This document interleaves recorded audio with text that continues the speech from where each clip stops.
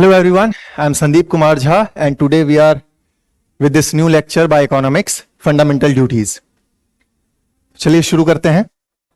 As we all know, Indian Constitution में Part 4A में 11 different fundamental duties हैं, 10 of which were added during the reign of Prime Minister Indira Gandhi ji in 1976. Okay, so let's start. अब fundamental duties होती क्या है? Fundamental duties जो है ना वो मोरल ऑब्लिगेशन है on the part of citizens. अब ये ऐड करने के पीछे का रीजन था इंदिरा गांधी जी का कि उस टाइम पे शी वाज लाइक कि लोग अपने राइट्स को लेकर के बहुत अवेयर हैं, है ना, कि अगर उनका राइट्स इन्फ्रिंज होता है तो वो सीधा कोर्ट्स पहुंच जाते हैं, सुप्रीम कोर्ट पहुंच जाते हैं. She had to deal with a lot of those issues कि उस टाइम पे उन्होंने फिर राइट टू प्रॉपर्टी जो था उसको भी बहुत उन्होंने रेस्ट्रिक्ट किया था. माइंड यू, इंदिरा गांधी जी के टाइम पे राइट टू प्रॉपर्टी नहीं हटा गया था फंडामेंटल राइट से. वो फिर जनता पार्टी जो गवर्नमेंट आई थी ना 1977 से 1980 तक, उस टाइम पे फिर वो हटा था राइट टू प्रॉपर्टी. इन्होंने बस उसको रेस्ट्रिक्ट किया था राइट टू प्रॉपर्टी को. तो इंदिरा गांधी जी का मानना था कि लोग अपने फंडामेंटल राइट्स को लेकर के बहुत अवेयर हैं. I want to make them aware of their duties also, कि इस देश के प्रति उनका जो कर्तव्य है लोगों का वो भी उनको पता होना चाहिए कि अगर वो राइट्स एंजॉय करते हैं तो उनकी कुछ ड्यूटीज भी हैं देश के प्रति, ओके, यहाँ की गवर्नमेंट के प्रति. ये इंदिरा गांधी जी का मानना था. इसीलिए फिर पार्ट 4A ये नया एक आर्टिकल ऐड किया गया, पार्ट 4A, और उसमें फिर 51A ये आर्टिकल ऐड किया गया जिसमें 10 डिफरेंट फंडामेंटल ड्यूटीज ऐड की गई थी उस टाइम पे. एक फंडामेंटल ड्यूटी फिर बाद में अटल बिहारी वाजपेयी जी के गवर्नमेंट के टाइम में ऐड किया गया था कि पेरेंट्स को अपने बच्चों को एजुकेशन प्रोवाइड कराना है, वो एक मतलब मस्ट है उनके लिए. वो एक फंडामेंटल ड्यूटी बाद में ऐड किया गया था अटल बिहारी वाजपेयी जी के गवर्नमेंट के टाइम पे. ओके, यहां पे आप ऑलरेडी देख रहे हो कि पार्ट 4A में 51A है, उसमें फिर 10 आर्टिकल्स उनके टाइम पे ऐड हुआ था. 11th added during the Atal Bihari Vajpayee ji की गवर्नमेंट के टाइम पे 86th अमेंडमेंट में. इसका ओरिजिन और हिस्ट्री की अगर हम बात करें तो 1949 में कॉन्स्टिट्यूशन इनेक्ट हुआ था 26 नवंबर 1949. ये आप सबको पता है ना. उस टाइम पे फंडामेंटल ड्यूटीज का कॉन्सेप्ट नहीं था. पार्ट 3 में फंडामेंटल राइट्स थे, पार्ट 4 में डीपीएसपीज थे जो कि मोरल प्रिंसिपल्स फॉलो करने के लिए था गवर्नमेंट के लिए, बेसिकली कि आप उन मोरल ऑब्लिगेशंस को फॉलो करो और फिर लॉज बनाओ, जो कि पार्ट 4 का पार्ट था, डायरेक्टिव प्रिंसिपल्स. 1976 में this was the time of emergency. 1975 से 77 के टाइम पे इमरजेंसी था, ये ऐसा आप सबको पता है ना. तो इंदिरा गांधी जी ने एक कमिटी बनाई थी, सरदार स्वर्ण सिंह कमेटी. उस टाइम पे स्वर्ण सिंह कमिटी ने रिकमेंड किया था 8 अलग अलग fundamental duties. Okay, one of the most notable fundamental duty which Swaran Singh committee had recommended was to pay taxes. Okay, कि सिटीजन्स का फंडामेंटल ड्यूटी होगा to pay tax. Okay, fortunately और unfortunately that was not made part of the final draft. Okay, अब Swaran Singh committee ने 8 fundamental duties recommend की थी, लेकिन finally जब ऐड किया गया था तो 10 डिफरेंट फंडामेंटल ड्यूटीज ऐड किया गया 51A में. ओके, और ये इमरजेंसी के दौरान ही ऐड किया गया था. ओके, फिर 1999 में जस्टिस वर्मा कमेटी बनी थी कि फंडामेंटल ड्यूटीज को बेसिकली असेस करने के लिए. ओके, कि और फिर जस्टिस वर्मा कमेटी ने ही यह रिकमेंड किया था कि लीगल एक बैकिंग होना चाहिए फंडामेंटल ड्यूटीज को इन्फोर्स करने के लिए, बेसिकली, ठीक है, ताकि सिटीजन्स को अवेयर किया जा सके कि अगर वो राइट्स एंजॉय करते हैं तो उनका अपने देश के प्रति कुछ ड्यूटीज भी है. ओके, फिर जाकर के 2002 में 86th अमेंडमेंट एक्ट, ये हम ऑलरेडी बात कर चुके हैं कई बार. 86th अमेंडमेंट एक्ट में राइट टू एजुकेशन एक फंडामेंटल राइट बनाया गया था, राइट, आपको पता होगा ये. उसी के साथ गार्जियन को, पेरेंट्स या गार्जियन को ये एक मस्ट होगा, उन पे कंपल्शन होगा बेसिकली कि अपने बच्चे को, जो भी 6 साल से लेकर के 14 साल की एज के बीच का कोई भी बच्चा है ना, उनको एजुकेशनल अपॉर्चुनिटीज प्रोवाइड कराएं उनके पेरेंट्स. ये उन पे कंपल्शन होगा, ये उनकी फंडामेंटल ड्यूटी होगी बेसिकली. ये अटल बिहारी वाजपेयी जी की गवर्नमेंट के दौरान ऐड किया गया था 2002 में, ठीक है. और इसी के दौरान आपको पता होगा प्राइमरी एजुकेशन जो है उसको फिर फंडामेंटल राइट्स बनाया गया था, है ना. और आर्टिकल 45 में फिर मॉडिफिकेशन हुआ था, उसमें जो बेसिक एजुकेशन है, अर्ली चाइल्डहुड एजुकेशन जो है, उसको फिर डीपीएसपी का पार्ट बनाया गया था, है ना. आगे बढ़ते हैं। स्वर्ण सिंह कमेटी ने 1976 में रिकमेंड किया था, तो ये कांग्रेस गवर्नमेंट ने कॉन्स्टिट्यूट किया था, इंदिरा गांधी जी की गवर्नमेंट ने, और इमरजेंसी के दौरान ही इसका कॉन्स्टिट्यूशन हुआ था। ओके, इस कमेटी का, ठीक है। और इनका काम ही था बेसिकली कि फंडामेंटल ड्यूटीज को लेकर के क्या अमेंडमेंट करना है कॉन्स्टिट्यूशन में, वो रिकमेंड करना बेसिकली। ओके, और इसीलिए 42nd अमेंडमेंट एक्ट हुआ, ठीक है, जिसमें बहुत सारे आर्टिकल्स ऐड किए गए थे, और ये एक नया पार्ट भी ऐड किया गया, आर्टिकल पार्ट 4A, है ना। आर्टिकल 4 तो आपको पता है ही, डीपीएसपी है, और 4A नया पार्ट ऐड किया गया, जिसमें बस वही 11 आर्टिकल हैं, 51A आर्टिकल। ओके, आप सबको पता होगा कि इसका मेन रीजन ही ये था इंदिरा गांधी जी का कि लोग कुछ ज्यादा ही अवेयर है अपने राइट्स को लेकर के। उस टाइम पे भी लोग प्रोटेस्ट करते थे काफी गवर्नमेंट के खिलाफ, गवर्नमेंट की ज्यादतियों के खिलाफ, एक्सेसेस के खिलाफ, है ना। तो उनका मानना था इंदिरा गांधी जी का कि they are very much aware of their rights, I should make them aware of their duties also. Okay, ये इंदिरा गांधी जी का मानना था। ओके, एंड रिकमेंडेशन था स्वर्ण सिंह कमेटी का कि ड्यूटीज जो है ना इन्फोर्सिएबल हो, ओके, बाइंडिंग हो। फॉर्चुनेटली ये बाइंडिंग नहीं रहा, ओके, वरना फिर काफी प्रॉब्लम्स होती बहुत सारे लोगों को। और अगर हम इसका हिस्ट्री ट्रेस करें तो यूएसएसआर का जो कॉन्स्टिट्यूशन था ना, उससे ये लिया गया है। ओके, इन्होंने 8 ड्यूटीज रिकमेंड की थी स्वर्ण सिंह कमेटी ने, गवर्नमेंट ने 10 ऐड करी। ओके, और इन्होंने स्वर्ण सिंह कमेटी ने पेनाल्टी भी सजेस्ट करा था कि अगर फंडामेंटल ड्यूटी अपनी कोई पूरी नहीं करता है तो उस पर फिर पेनाल्टी भी लगाई जाए। ओके, आगे बढ़ते हुए कि कॉन्स्टिट्यूशन में कैसे ऐड किया गया था, तो फर्स्ट स्टेज जो है इमरजेंसी के दौरान इंदिरा गांधी जी ने, उन्होंने राइट्स और ड्यूटीज को बैलेंस करने के लिए ये उनके दिमाग में आया, ओके, कि ये बैलेंस किया जाए, लोग जो है ना उनको थोड़ा ये भी बताया जाए कि उनकी ड्यूटीज भी हैं कंट्री के लिए। स्वर्ण सिंह कमेटी उन्होंने बनाई और उन्होंने अमेंडमेंट्स प्रपोज किए स्वर्ण सिंह कमेटी ने। Okay, step 3 42nd amendment bill, इसको फिर मिनी कॉन्स्टिट्यूशन भी कहा जाता है क्योंकि इसमें बहुत सारे आर्टिकल ऐड किए गए थे। ओके, बहुत सारे रिपील भी किए गए थे कुछ एक आर्टिकल्स, ठीक है, तो इसीलिए उसको मिनी कॉन्स्टिट्यूशन कहा जाता है। 1976 में जो ये हुआ था 42nd अमेंडमेंट एक्ट, इसमें बहुत ज्यादा इन्होंने चेंजेस किया था।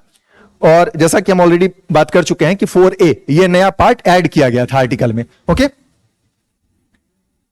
और इसमें सिर्फ आर्टिकल 51A, इसमें जो कि 11 आर्टिकल्स हैं, सिर्फ ये है इसका पार्ट। ओके, और 11th ड्यूटी, जैसा हम ऑलरेडी बात कर चुके हैं कि वाजपेयी जी के टाइम पे ये 11th ड्यूटी ऐड की गई थी। ओके, तो फंडामेंटल ड्यूटी की अगर हम बात करें तो फंडामेंटल ड्यूटी में सबसे पहली ड्यूटी जो है ना, आर्टिकल 51A का sub clause A, okay, abide by the constitution and respect it's ideals and institutions, the national flag and the national anthem. तो आपको कई बार पीसीएस में पूछा जाता है कि respecting national flag and Indian constitution, ये किस आर्टिकल का पार्ट है, तो article 51A sub clause A। Okay, ये कई बार एज इट इज पूछा जा चुका है एग्जाम्स में, डिफरेंट एग्जाम्स में। ओके, इसीलिए मैंने सोचा ये आपको हाईलाइट कर दिया जाए, बता दिया जाए। इसका जो सेकंड है article 51A sub clause B, इसमें क्या है, cherish and follow the noble ideas, जो भी हमारे नोबल आइडियाज थे जिसकी वजह से फ्रीडम स्ट्रगल हमने किया था, हमारे फोरफादर्स ने किया था, उसको चेरिश करना, ठीक है, उसको प्राउडली उसके बारे में बात करना, अपने लोगों को बताना, आगे अपनी आने वाली जनरेशंस को बताना, ये है article 51A sub clause B। Okay, article 51A sub clause C, इसमें क्या है, uphold and protect the sovereignty, unity and integrity of India. तो आपने देखा होगा कि जब कभी वॉर का सिचुएशन आता है तो government says to its citizens कि आप बड़ी मात्रा में, मतलब इन लार्ज नंबर्स, आप रिजर्व फोर्स का हिस्सा बने। तो ये जो है ना कि आपको अपनी कंट्री को प्रोटेक्ट करना है, इसकी सोवरेनिटी को प्रोटेक्ट करना है ना। तो इसीलिए आपने देखा होगा कि यूआपा एक्ट वगैरह जो लगता है कंट्री के अगेंस्ट, जो गतिविधियां करते हैं लोग, तो उसके अगेंस्ट में, मतलब ये आर्टिकल बेसिकली मैंडेट करता है कि लोगों को हमारी कंट्री का यूनिफिकेशन प्रोटेक्ट करके रखना है, इसकी सोवरेनिटी को प्रोटेक्ट करके रखना है, ये हमारी एक फंडामेंटल ड्यूटी है। ओके, उसके बाद आता है 51A का sub clause D, defend the country and national render national services. इसलिए आपने देखा होगा कि बहुत सारी रिजर्व फोर्सेज भी हैं इंडिया में, 10 लाख से ज्यादा रिजर्व फोर्सेज हैं इंडिया में, और 13 लाख से ज्यादा रेगुलर फोर्सेज हैं, इंडियन आर्मी, नेवी, एयरफोर्स को मिला करके। ओके, तो ये है कि जब कभी अगर ऐसा सिचुएशन आता है तो रिजर्व फोर्सेज जो है हमारे पास, उनको और बाकी कॉमन सिटीजन्स को भी ये अपना सर्विस रेंडर करना है जब कभी अगर ऐसा सिचुएशन अराइज होता है तो। Okay, when ever called upon to do सो। उसके बाद 51A का E, ये फिफ्थ वाला बेसिकली ड्यूटी है कि ये हमें क्या करना है, article 51A sub clause E, कि हार्मोनी को प्रमोट करना है लोगों के बीच में, ब्रदरहुड को प्रमोट करना है बेसिकली, एंड कि ऐसी प्रैक्टिसेस जो है ना जिससे कि डेरोगेटरी हैं जो प्रैक्टिसेस या जो वुमेन के अगेंस्ट जाती हैं, ऐसी कोई भी प्रैक्टिस हो, ठीक है, उनके खिलाफ अगर कोई जाती है तो उसको रिनाउंस करना है बेसिकली। मतलब ऐसे प्रैक्टिसेस को प्रमोट करना है जो वुमेन के सिचुएशंस को ऑगमेंट करती हैं, अच्छा बनाती हैं, और उनको प्रमोट करना है, और जो वुमेन के अगेंस्ट है उसको उसके खिलाफ जाना है, ठीक है, उसको प्रमोट नहीं करना, उसको रिनाउंस करना है। उसके बाद सिक्स्थ अगर नंबर हम बात करें तो अपना बहुत रिच हिस्ट्री है और बहुत कंपोजिट कल्चर है, मतलब बहुत मिक्स्ड कल्चर है इंडिया का, thousands of years of civilization है, तो उसको प्रमोट करना है, उसको वैल्यू करना है, उसको प्रिजर्व करना है, ठीक है, उसमें प्राइड फील करना है बेसिकली। तो ये सिक्स्थ वाला है, आर्टिकल 51A F, ओके। उसके बाद अगर हम बात करें कि सेवेंथ वाला जो है ना, ये याद करने का बहुत इजी सा है कि protect and improve the natural environment. अब जो क्रिकेट फॉलो करते हैं उनके लिए Thala for a reason, Mahendra Singh Dhoni साहब, ये रांची में अपना उनका फॉर्म चलता है ना, और साथ से आपको याद रहेगा महेंद्र सिंह धोनी, तो forest, lakes, rivers and wildlife, जो नेचुरल एनवायरमेंट है ना, वो महेंद्र सिंह धोनी उसके लिए बहुत फेमस है, जाने जाते हैं कि रांची में उन्होंने एक लेड बैक लाइफ को चूज किया है ना, मीडिया से दूर। तो आपको ऐसे याद रहेगा कि सेवेंथ नंबर जो है ना, थाला फॉर अ रीजन, उसे आपको याद रहेगा, है ना। उसके बाद आठवां नंबर जो आर्टिकल है, article 51A sub clause H, ये है कि साइंटिफिक टेम्पर को बढ़ाना है। तो आजकल जो पोंगापंथी बढ़ रहा है बहुत ज्यादा, जो ऐसे नए नए बाबा आ गए हैं मार्केट में, उसके खिलाफ ये आर्टिकल है कि आपका जो 51A का सब क्लॉज H है ना, ये हमें बताता है कि आपको साइंटिफिक टेम्पर को प्रमोट करना है, अंधविश्वास को आगे नहीं बढ़ाना है, okay, and spirit of inquiry and reform. तो आप जो इंक्वायरी करते हैं, कोई भी बच्चा जो होता है ना, उसके मन में बहुत सारे सवाल आते हैं, तो बच्चे का एक नेचुरल टेंडेंसी है, कोई भी चीज उसने नई चीज देखी तो उसको क्वेश्चन करना है ना। तो ये अब धीरे धीरे कहीं पीछे छूटती जा रही है हमारे आपके आज पास के लोगों के मन से। आजकल लोग क्वेश्चन नहीं करते हैं, सरकार ने कुछ भी बोला, किसी व्यवस्था ने कुछ भी बोला तो लोग एक्सेप्ट कर लेते हैं, जबकि ये फंडामेंटल ड्यूटी में 51A सब क्लॉज H, यानी 8th फंडामेंटल ड्यूटी जो है, उसमें ऑलरेडी है कि spirit of inquiry and reform, इसको प्रमोट करना है, उसको डेवलप करना है, ओके। उसके बाद जो 9th है fundamental duty, article 51A sub clause I, इसमें क्या है कि आपको पब्लिक प्रॉपर्टी को सेफगार्ड करना है, ठीक है, और वायलेंस को नहीं बढ़ावा देना। आपने देखा होगा कहीं पे लोग अगर प्रोटेस्ट करते हैं तो कई बार वो पब्लिक प्रॉपर्टी को जला देते हैं, है ना, वो जो नुकसान पहुंचाते हैं वो फिर गवर्नमेंट ही टैक्स बढ़ा करके या अलग अलग तरीकों से फिर वो वसूल करती है ना। गवर्नमेंट अपने जेब से तो पैसा लाती नहीं है, लोगों से ही टैक्स वसूल करती है वो, और उस वजह से फिर बहुत ज्यादा हमारे पास रेवेन्यू डेफिसिट और फिजिकल डेफिसिट भी है, आपने देखा होगा। तो ये वाला जो है ना 9th फंडामेंट, ये आपका फंडामेंटल ड्यूटी, ये बेसिकली लोगों को बताता है कि आपको पब्लिक प्रॉपर्टी जो भी है ना, वो हम सबकी प्रॉपर्टी है, हमारे आपके टैक्स के पैसों से ही बनाई गई है, इसीलिए उसको प्रोटेक्ट करना है, उसको बर्बाद नहीं करना है, ठीक है। एंड अब्जॉर्ब वायलेंस, मतलब वायलेंस को नहीं करना, वायलेंस के खिलाफ रहना है हमेशा, ठीक है।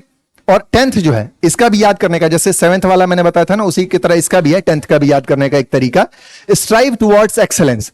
अभी दुनिया में जो दो सबसे मोस्ट पॉपुलर स्पोर्ट्स हैं फॉलो की जाने वाली, जैसे फुटबॉल हो गया और क्रिकेट हो गया, दोनों में जो ग्रेटेस्ट एवर प्लेयर्स रहे हैं, जैसे क्रिकेट में सचिन तेंदुलकर साहब, और फुटबॉल में जो भी ग्रेटेस्ट प्लेयर्स रहे हैं पास्ट में भी और प्रेजेंट में भी, अभी जैसे पेले थे पहले, फिर मैराडोना हुए, फिर रोनाल्डिनो हुए, फिर मेसी हुए, इन सब ने नंबर 10 ही उनकी जर्सी हुआ करती थी। तो आप ऐसे याद रखोगे, strive towards excellence in all spheres of individual and collective activity. तो आपको ऐसे याद रखना है कि 10th जो है ना फंडामेंटल ड्यूटी, जो एक्सेलेंस की तरफ प्रमोट करता है लोगों को, कि आपको एक्सेलेंस की तरफ बढ़ना है, ठीक है, ताकि हमारा नेशन जो है ना, ये नित नई ऊंचाइयां छूता रहे और आगे बढ़ता रहे हमारा नेशन कलेक्टिवली, ओके। तो ये आपको ऐसा याद रखना है कि एक्सेलेंस को प्रमोट करना है, तो नंबर 10 है ना, नंबर 10 का मतलब ये एक्सेलेंस अलग अलग गेम्स में, है ना। तो आपको ऐसे याद रखना है कि नंबर 10, और ये मैंने 7th वाला बताया ही था, थाला फॉर ए रीजन, तो आप ऐसे याद कर सकते हो। फिर 11th जो लास्ट है ना fundamental duty, article 51A sub clause K, ये जो है ना, ये अटल बिहारी वाजपेयी जी के गवर्नमेंट के टाइम पे ये ड्यूटी ऐड की गई थी 2002 में। उसमें क्या बोला गया था कि फंडामेंटल राइट तो है ही, प्राइमरी एजुकेशन जो है बच्चों का between the ages of 6 to 14, okay, उनके लिए फंडामेंटल राइट है, राइट टू एजुकेशन, लेकिन साथ साथ पेरेंट्स या गार्जियन का ये एक ड्यूटी है बेसिकली कि उनके जो भी वार्ड्स हैं, उनके जो भी बच्चे हैं जो उस एज ग्रुप के हैं between the ages of 6 and 14, उनको ऐसा अपॉर्चुनिटी दिया जाए, ठीक है, ताकि वो एजुकेशन प्राप्त कर सके। ये एक फंडामेंटल ड्यूटी है बाय लॉ, ठीक है। तो मतलब फंडामेंटल राइट तो उन्होंने किया ही, फंडामेंटल ड्यूटी में भी उन्होंने ऐड कर दिया 18वीं वाजपेयी जी की गवर्नमेंट ने, ठीक है। और वो मैंने बताया ही था कि अर्ली एजुकेशन जो था, है ना, जो अब हम आंगनवाड़ी की बात करते थे, जहां पे छोटे बच्चे जाते हैं, जहां पे उनका न्यूट्रिशनल वैल्यू पूरा होता है ना, उनके न्यूट्रिशन से लेकर के, और जो लैक्टेटिंग मदर्स हैं उनको भी दिया जाता है ना। तो ये जो है आपका आर्टिकल 45 में था, ओके, डीपीएसपी का पार्ट था वो। अब कीवर्ड कैसे याद करने का, आर्टिकल में जो है ना फंडामेंटल ड्यूटी में फर्स्ट जो है ये कॉन्स्टिट्यूशन से रिलेटेड है, यानी आपको फ्लैग को, एंथम को और कॉन्स्टिट्यूशन को रिस्पेक्ट करना है, उसको प्रमोट करना है ना। उसके बाद जो सेकंड है वो फ्रीडम स्ट्रगल से रिलेटेड है, यानी जो हमारी शेयर्ड हिस्ट्री रही है फ्रीडम स्ट्रगल को लेकर के, उसको चेरिश करना है, मतलब उसमें प्राइड फील करना है आपको, ओके। क्योंकि इस देश की आजादी के लिए बहुत लोगों ने बहुत सारा बलिदान दिया है। वो अलग बात है कि बहुत सारे लोग जिनका कुछ लेना देना नहीं था, वो आजकल, है ना, कि ठेकेदार बने बैठे हैं आजकल, उस बारे में हम खैर नहीं जाएंगे। थर्ड है यूनिटी, कि आपको सॉवरेंटी और इंटीग्रिटी ऑफ इंडिया इसको प्रमोट करना है, उसको प्रोटेक्ट करके रखना है, ओके। और फोर्थ है डिफेंस। डिफेंस यानी जब कभी भी आपको गवर्नमेंट की तरफ से अगर ये बुलाया जाता है कि ऐसी सिचुएशन आ गई है कि आपको अपने नेशन को डिफेंड करना है, तो you have to do it when and if called upon to do so, okay. Harmony, कि आपको ब्रदरहुड को प्रमोट करना है, और नो जेंडर डिस्क्रिमिनेशन, कि सबके साथ इक्वालिटी वाला बर्ताव रखना है। फिर 6th नंबर है हेरिटेज, कि जो आपका कंपोजिट कल्चर है अपना, है ना, thousands of years of history है ना अपना इंडिया का, तो उसको प्रोटेक्ट करके रखना है, उसको आगे और बढ़ाना है, ठीक है, लोगों को बताना है दुनिया को।